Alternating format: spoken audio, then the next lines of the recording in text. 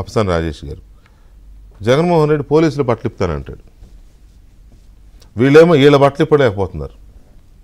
ఈ రకంగా చేసే వీళ్ళ బట్టలు అదేం పెద్ద కష్టమా? ప్రభుత్వాలు తలుచుకుంటే ఎక్కడెక్కడ ఉన్న వాళ్ళని ఈడ్చుకొచ్చి చేయలేరా? ఏ పార్టీ నేను ఒక్కొక్కటి మళ్ళీ చెప్తున్నా, అది వైసీపీ పార్టీ సోషల్ మీడియా అని అనట్లా. నేను వైసీపీ వాళ్ళు కొద్దిగా ఎక్కువ చేస్తున్నారు, టీడీపీ వాళ్ళు చేస్తున్నారు, జనసేన వాళ్ళు చేస్తున్నారు, ఇక్కడ చూస్తే కాంగ్రెస్ వాళ్ళు చేస్తున్నారు, బీఆర్ఎస్ వాళ్ళు చేస్తున్నారు, బీజేపీ వాళ్ళు చేస్తున్నారు. దాన్ని కంట్రోల్ చేయాల్సిన బాధ్యత పార్టీలకు లేదా? నియంత్రించాల్సిన పార్టీలు ఎందుకు ఇలా చెలరేగా రెచ్చగొడుతున్నాయి వాళ్ళని? రామకృష్ణ గారి అభిప్రాయంతో ఏకీభవిస్తూ నేను ఇవాళ న్యాయస్థానమే రెండు రకాల స్టేట్మెంట్లు ఇస్తూ ఉన్నాయి.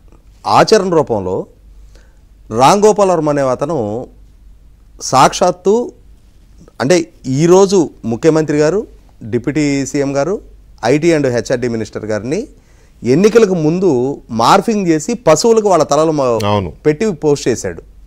అలా చేశాడు, వీళ్ళకి చీరలు కట్టి గాజులు వేసి కూడా చేశాడు. అంత జుగుసాకరంగా మార్ఫింగ్ చేసే సంస్కృతికి అతను బాధ్యుడై ఉన్నప్పుడు అతని మీద కేసు నమోదు చేస్తే కళ్ళ ముందు స్పష్టమైన సాక్ష్యాధారాలు కనిపిస్తూ ఉన్నప్పుడు న్యాయస్థానం అతనికి ఎలా ముందస్తు బెయిల్ ఇస్తుందండి?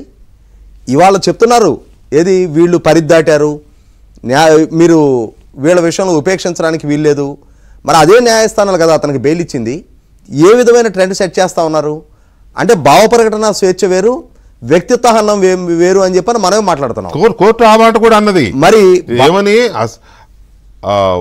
అసభ్యకర పోస్టులు నిరోధించకుంటే భవిష్యత్తులో ప్రత్యర్థులపై ప్రతీకారం తీర్చుకునేందుకు సామాజిక మాధ్యమాలు ఓ సాధనంగా మారతాయని వ్యాఖ్యానించి, అంటే ఆల్రెడీ జరుగుతుంది. ఇప్పుడు సామాజిక మాధ్యమాలు అది కూడా అన్నది భావ ప్రకటన స్వేచ్ఛ అనేది. సోషల్ మీడియా వేదికగా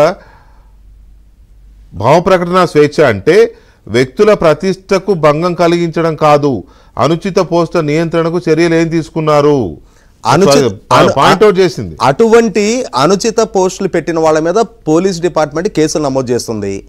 వాళ్ళు న్యాయస్థానానికి వచ్చినప్పుడు కళ్ళ ముందు ఇంత స్పష్టమైన సాక్ష్యాధారాలు కనిపిస్తుంటే నువ్వు ఈ విధంగా వ్యక్తిత్వానికి పాల్పడ్డప్పుడు నీకు బెయిల్ పొందే హక్కు ఎక్కడుంది అని చెప్పని ఒక్కడి విషయంలో న్యాయస్థానం ఒక ట్రెండ్ సెట్ చేస్తే మిగిలిన వాళ్ళందరూ న్యాయస్థానాన్ని అప్రోచ్ అవడానికి ఆస్కారం ఉంటుందా? ఇవాళ విచారణ జరుపుతున్న అధికారుల మోరాలిటీ దెబ్బతీస్తున్నారు.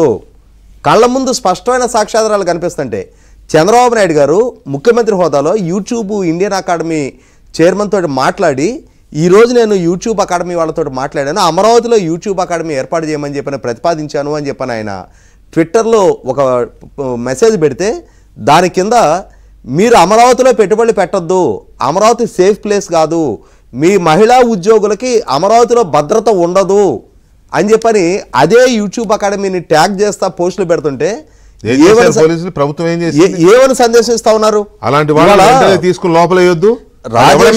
రాజేష్ అయినా కిరణ్ రాయల్ అయినా సరే మొట్టమొదట ప్రభుత్వ ప్రతిష్ట భంగం కలుగుతూ ఉన్నప్పుడు, రాష్ట్ర బ్రాండింగ్ దెబ్బతీసే ప్రయత్నం చేస్తూ ఉన్నప్పుడు, సాక్షాత్తు జగన్మోహన్ రెడ్డి ఢిల్లీ వరకు వెళ్ళి 36 హత్యలు జరిగినాయి, 35 ఆత్మహత్యలు జరిగినాయి, 300 హత్యాయత్నాలు జరిగినాయి, 560 ప్రైవేట్ ఆస్తులు ధ్వంసమని, 490 ప్రభుత్వ ఆస్తులు ధ్వంసమని అని చెప్పని నోటికి ఏ గాలెంక వస్తే ఆ గాలెంకతో రాష్ట్ర బ్రాండింగ్ని దెబ్బతీసే ప్రయత్నం చేస్తూ ఉన్నప్పుడు ప్రభుత్వ పరంగా మీరు ఎందుకని చొరవ తీసుకోవాలా?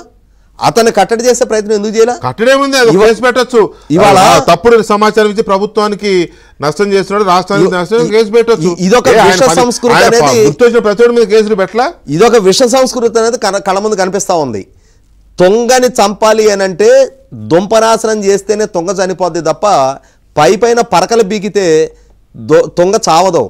సోషల్ మీడియా ఈ వికృత పోకడలకి కూడా ఖచ్చితంగా దుంపనాశనం జరగాలి అని అంటే ఆ మూలాల్లోకి వెళ్ళి చర్యలు తీసుకోవాల్సిందే. ఇవాళ రాయల్ చెప్తున్నట్టుగా 3000 మందితోటి కాల్ సెంటర్లు మెయింటైన్ చేస్తూ ఉన్నారు. ఐడెంటిఫై చేయండి, ఎక్కడ ఆ కాల్ సెంటర్లు ఉన్నాయో రైడ్ చేయండి. మొట్టమొదట ఆ కాల్ సెంటర్ల ద్వారా భావ ప్రకటన స్వేచ్ఛ ముసుగులో వ్యక్తిత్వాలకు పాల్పడుతుంటే వాళ్ళని ఐడెంటిఫై చేసి వాళ్ళ మీద కేసులు నమోదు చేయండి. వాటిని ఆర్గనైజ్ చేస్తున్నది ఎవరు, దానికి ఫండింగ్ ఇస్తున్నది ఎవరు, వాళ్ళకి ప్లేస్మెంట్ ఇస్తున్నది ఎవరు, ఆ పోస్టులు వైరల్ చేస్తున్నది ఎవరు అనేది ఆ మాత్రం ఐడెంటిఫై చేయలేరా? ఇంత పెద్ద ప్రభుత్వానికి ఒక డెడికేటెడ్ వ్యవస్థను ఏర్పాటు చేసుకోలేరా? ఇవాళ అధికార పక్షానికి సంబంధించి మీరు బేల కబుర్లు చెప్తే ఎట్లా? మీ నుంచి చర్యలు ఆశిస్తూ ఉన్నారు. పూర్తి స్థాయి ప్రక్షాళన జరగాలి తప్ప పై మెరుగులతోటి పైన ఆర్టిమెంట్లు రాయటంతో ఎటువంటి ఉపయోగం ఉండదు. మొట్టమొదట మీరు బాధితులనే స్టేజ్ నుంచి బయటకు రండి, చర్యలు తీసుకోండి. మహాసేన రాజేష్ గారు,